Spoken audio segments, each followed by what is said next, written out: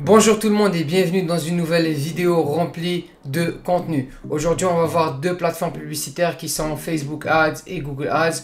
Quand on veut se lancer dans l'e-commerce, on entend parler de Pinterest Ads, de Snapchat Ads, de TikTok Ads, de Facebook, de Google. On ne sait pas par où commencer. Et pourquoi j'ai décidé de parler de juste ces deux plateformes là dans cette vidéo? Parce que à mon avis c'est les deux meilleures plateformes qui sont adaptées aux débutants et aux petits budgets. Je dis pas que les autres plateformes ne fonctionnent pas, mais je dis que c'est les deux meilleures quand vous êtes débutant. Les autres ils nécessitent plus de budget et vous n'allez pas nécessairement avoir des résultats en fait qui sont concluants quand vous êtes débutant. Donc si vous n'êtes pas déjà abonné à la chaîne, n'hésitez pas à vous abonner et à lâcher un pouce bleu, ça m'aide énormément. Aussi dernièrement, j'ai ouvert mon programme de coaching personnalisé 1 à 1. Donc les places sont très limitées, c'est pas de la fausse urgence, c'est vraiment le cas. Donc si vous êtes intéressé par un programme de coaching 1 à 1, n'hésitez pas à m'envoyer un message sur mon Instagram, vous allez voir le voir apparaître ici. Et sans tarder, on va rentrer dans le vif du sujet. Facebook Ads ou Google Ads, quelle plateforme choisir quand on commence dans le e-commerce ou quand on veut faire du e-commerce? Donc avant de répondre à cette question là, on doit présenter ces plateformes là, présenter leurs différences et comprendre comment ils fonctionnent. Donc la première différence c'est quoi? C'est que les deux plateformes n'atteignent pas nos clients de la même manière. Sur Google Ads, on est plus tourné vers du placement sur des mots-clés. Donc les gens vont venir, vont chercher un produit et nous on va afficher nos publicités pour ces gens-là. Ok, alors que sur Facebook Ads, c'est vraiment le contraire. On fait des placements sur des intérêts, donc on se place sur les intérêts des gens. Donc les gens, on va dire qui sont intéressés par le football, ou qui sont intéressés par la beauté, ou qui sont intéressés par le maquillage, des choses comme ça. Nous, on peut cibler les gens en se basant sur leurs intérêts et on va leur afficher nos publicités. Sur Google, ce qui est intéressant, c'est que les gens, c'est eux qui vont venir chercher le produit. Ok, ils savent déjà qu'ils veulent acheter ce produit-là. Ce qui leur manque en fait, c'est où l'acheter. Ok, ils veulent savoir, ils veulent trouver une place où l'acheter. Et nous, ce qu'on va venir faire, c'est qu'on va venir afficher nos publicités et ils vont passer à l'action, ils vont acheter le produit sur notre site web. Ce qui est différent avec Facebook, c'est que on doit éduquer l'audience qu'on veut cibler. Ok, les gens parfois ils savent pas que notre produit existe et ce qu'on doit faire, c'est qu'on doit venir les éduquer en première partie, donc leur expliquer comment notre produit fonctionne et par la suite on va jouer sur le côté achat impulsif. Ok, donc c'est pour ça que sur Facebook Ads, les produits qui fonctionnent le mieux, c'est des produits qui ne coûtent pas trop cher, parce que ce qu'on vient, c'est qu'on va interrompre son expérience sur Facebook et on va lui afficher notre produit et notre but c'est de la pousser à l'achat le plus rapidement possible. C'est ça qui est intéressant avec Facebook. Donc la première différence, comme j'ai dit, c'est au niveau de comment on atteint les audiences. Sur Google, on les atteint en se basant sur des mots-clés, alors que sur Facebook, c'est vraiment sur des intérêts, on se place sur les intérêts. La deuxième différence, comme j'ai dit, c'est au niveau du parcours d'achat. Sur Google, les gens sont déjà assez avancés dans leur parcours d'achat. Donc c'est pour ça que sur Google, on a des meilleurs taux de conversion. Quand des gens visitent notre site web, on va toujours avoir un meilleur taux de conversion. Les gens vont acheter plus parce que les gens veulent acheter le produit.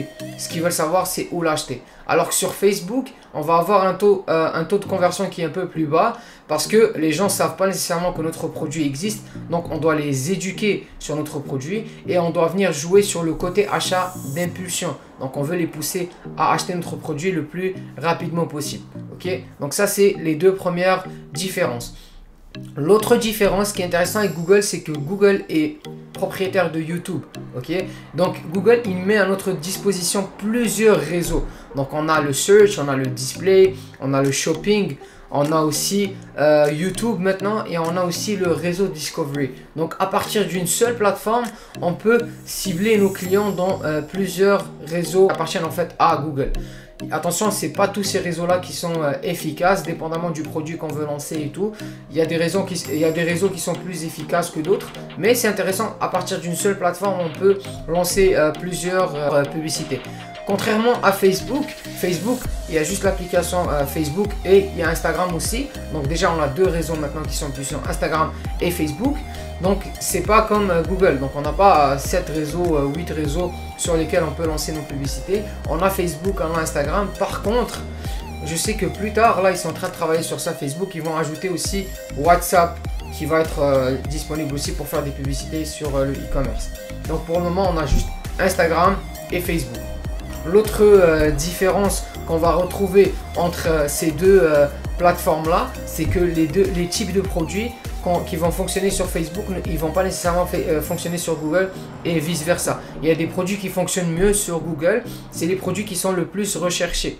Ok, donc rappelez-vous au début de la vidéo, ce que j'ai dit, c'est que sur Google, comment ça fonctionne, c'est en fait c'est avec des recherches. Donc si un produit est beaucoup recherché, par exemple laisse pour chien, si ce produit là est beaucoup recherché sur Google, on va avoir beaucoup de ventes. Ok, par contre, s'il n'y a pas beaucoup de gens qui recherchent notre produit, on va pas avoir beaucoup de ventes. De l'autre côté, sur Facebook, ce qui est intéressant, c'est qu'on peut ramener n'importe quel produit et on peut éduquer l'audience par rapport à ce produit là. Il faut juste mettre le budget nécessaire pour ça et on peut le vendre. Ok, donc les types de produits qui fonctionnent sur Google ne vont pas nécessairement fonctionner sur Facebook et vice versa, mais on sait qu'il y a des produits qui fonctionnent sur les deux réseaux. Ce qui est intéressant aussi, c'est qu'on peut utiliser ces deux réseaux là comme étant des réseaux complémentaires. Donc on peut faire de la publicité sur les deux réseaux pour le même produit. Ok, souvent ce qui se passe, c'est que les gens, quand ils vont voir notre publicité sur Facebook, ils vont aller taper le nom de notre marque ou de notre boutique ou de notre produit sur Google, et s'ils ne trouvent pas, ils vont pas acheter le produit parce qu'ils vont pas faire confiance à notre entreprise. Donc c'est ça l'avantage quand on utilise Facebook et Google en même temps, ça va nous permettre de récupérer des ventes et avoir plus de conversion au niveau de notre site web. Donc les deux réseaux fonctionnent très bien, c'est juste que dépendamment du type de produit que vous voulez vendre, il y a des produits qui sont plus adaptés à Facebook et il y a des produits qui sont plus adaptés à Google. Donc les produits qui ont un gros volume de recherche, donc par exemple laisse pour chien, maquillage, ça c'est des produits que les gens recherchent beaucoup et on peut venir se placer sur ces produits là sur Google et les vendre. De l'autre côté, sur Facebook, n'importe quel produit fonctionne aussi sur Facebook. Il faut juste venir éduquer l'audience, mais il faut faire attention parce que sur Facebook il y a beaucoup de produits qu'on ne peut pas vendre, que Facebook interdit de vendre. Donc tout ce qui est Covid, tous les produits reliés au Covid et tout, il faut faire attention à comment présenter ça parce que Facebook, l'algorithme, il banne directement, et tous les produits santé.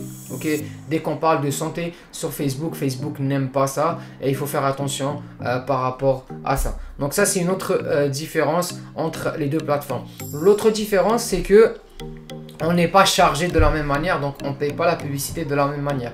Sur Facebook, on paye pour l'impression, alors que sur Google, on va payer plutôt pour le clic. Ok, donc sur Facebook, tu payes du moment où la publicité a été affichée à une personne, tu vas payer. Que la personne clique ou pas, Facebook s'en fout. Il paye, tu vas payer. Ok, et de l'autre côté, sur Google, même si la publicité elle est affichée à la personne, par exemple sur le réseau recherche, si la personne ne clique pas, tu vas rien payer. Ok, et Google va quand même afficher ta publicité. Donc c'est ça qui est intéressant. On a deux modèles de paiement qui sont différents entre les deux plateformes. Ok, cependant sur Google, on sait que sur YouTube, par exemple sur YouTube, tu payes pour les impressions, mais là on parle vraiment des réseaux search, shopping, display, des réseaux comme ça qui sont intéressants, sur lesquels on paye juste au niveau, on paye juste pour les impressions. Donc ça c'est deux modèles de paiement qui sont différents. Sur ce point là, Google est un peu plus avantageux parce que bon, si la personne ne clique pas, ben, tu payes pas, alors que sur Facebook tu vas payer tout le temps. L'autre différence en fait qu'on trouve, c'est qu'au niveau de Facebook, peu importe le budget que tu vas lui donner, il va le dépenser. Si tu lui donnes 100 $ par jour, il va dépenser l'entièreté de ton budget. Il s'en fout en fait que les gens achètent ou pas. Alors que sur Google, derrière, si tu lui mets 100 $, mais s'il n'y a pas assez de recherche, il n'y a pas assez de gens qui ont cherché ton produit cette journée-là, ben, il ne va pas dépenser le 100 $ au complet. Il va dépenser juste dépendamment du volume de recherche qu'il y a cette journée-là. Donc ça aussi, c'est intéressant. L'autre point, c'est qu'avec Facebook, la barrière de lancement, elle est beaucoup moins importante que sur Google. Donc on peut venir vraiment avec un petit budget, avec 40 $, 50 $, 100 $, et on va avoir on risque d'avoir des résultats si notre produit fonctionne bien. Alors que sur Google, parfois il faut dépenser un peu plus d'argent pour que l'algorithme puisse mieux s'optimiser et pour avoir des résultats. Donc en gros, les deux plateformes fonctionnent très bien. Il n'y a pas une plateforme qui est meilleure que l'autre. Il y a des différences en fait au niveau d'utilisation des plateformes. Il y a des produits qui fonctionnent mieux sur une plateforme que l'autre, mais moi ce que j'aime bien, c'est d'utiliser les deux parce qu'ils sont très complémentaires, surtout quand le produit fonctionne super bien. Les deux sont très pratiques pour l'utilisation. Donc il n'y a pas une meilleure plateforme que l'autre. Même si moi pour les testings de mes produits, je préfère souvent utiliser Facebook parce que justement avec un petit budget, je peux tester des produits assez rapidement. Mais vous pouvez très bien utiliser les deux. Donc c'était tout pour la vidéo d'aujourd'hui. J'espère que vous avez apprécié le contenu de cette vidéo. Si vous avez des questions, n'hésitez pas à me les laisser en commentaire. Si vous avez aimé la vidéo, n'hésitez pas à lâcher un pouce bleu et à vous abonner à ma chaîne pour recevoir les nouvelles vidéos. Aussi, rejoignez-moi sur Instagram parce que je communique souvent avec les gens sur Instagram. C'est plus facile, c'est un moyen de communication très direct. Donc c'était Farouk. On se revoit dans une nouvelle vidéo la semaine prochaine. Prenez soin de vous.